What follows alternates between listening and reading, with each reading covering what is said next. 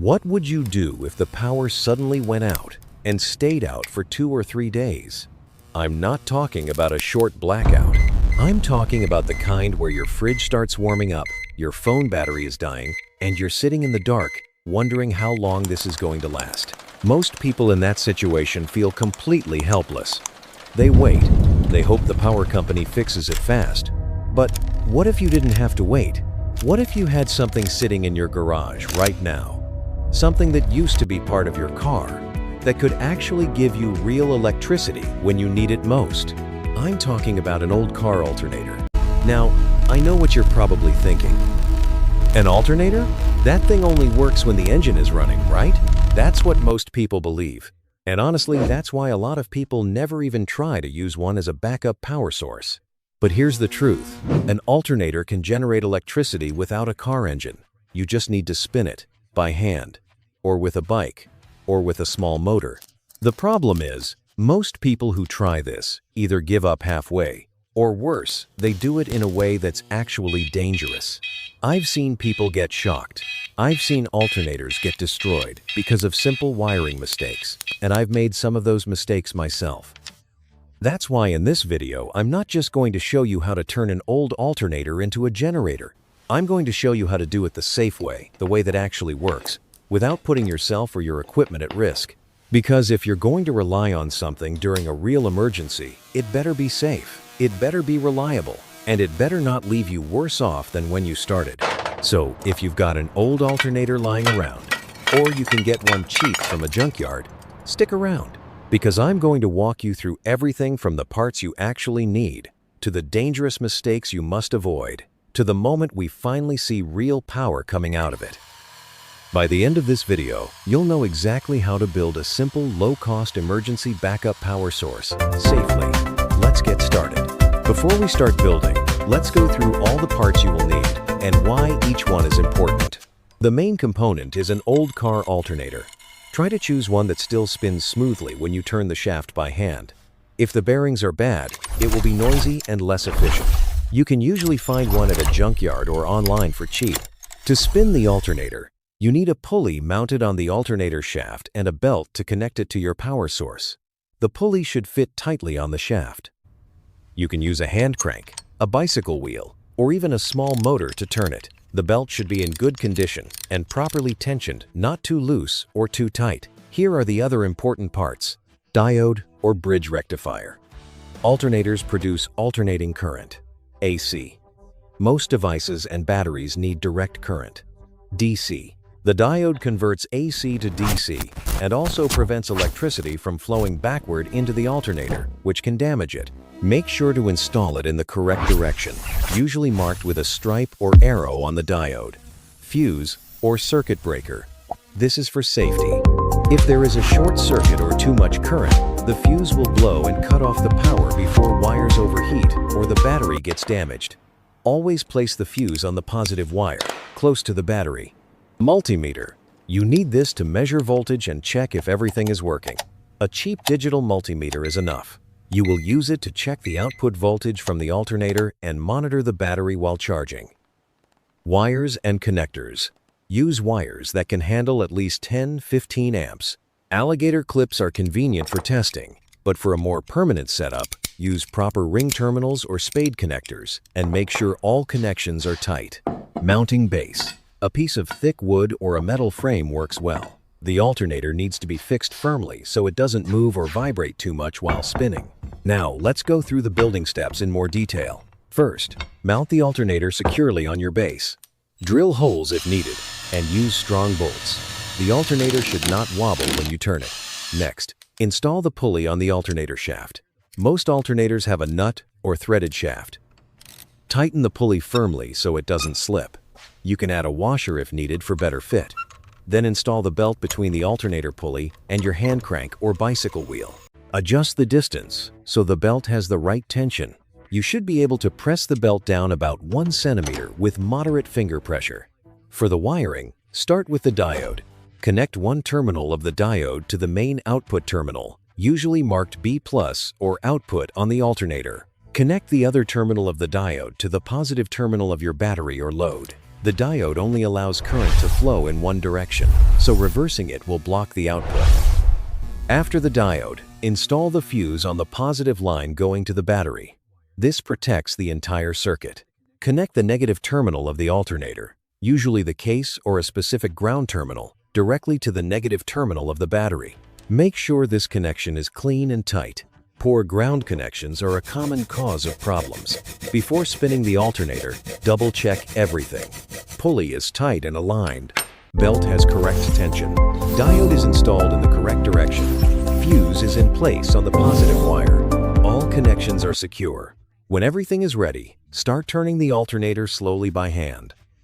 Use the multimeter to check the voltage between the positive and negative wires. You should see some voltage even at low speed. As you increase the spinning speed, the voltage should rise.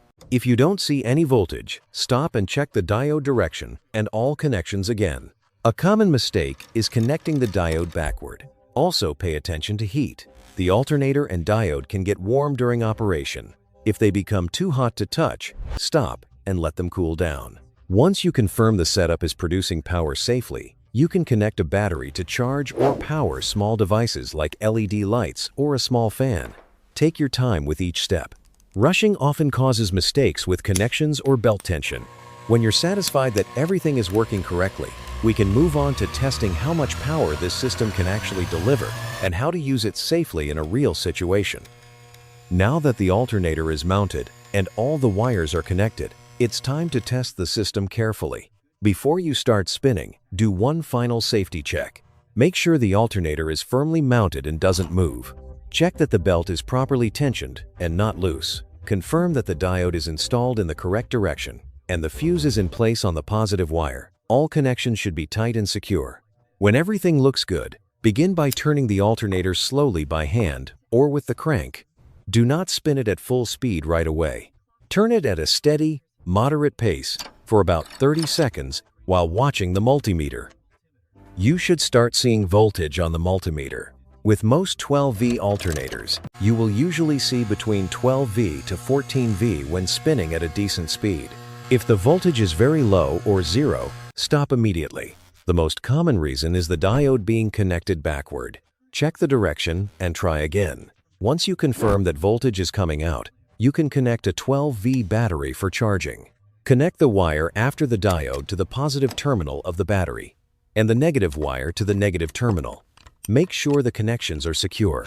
Let the system run for 5 to 10 minutes while monitoring the battery voltage with the multimeter.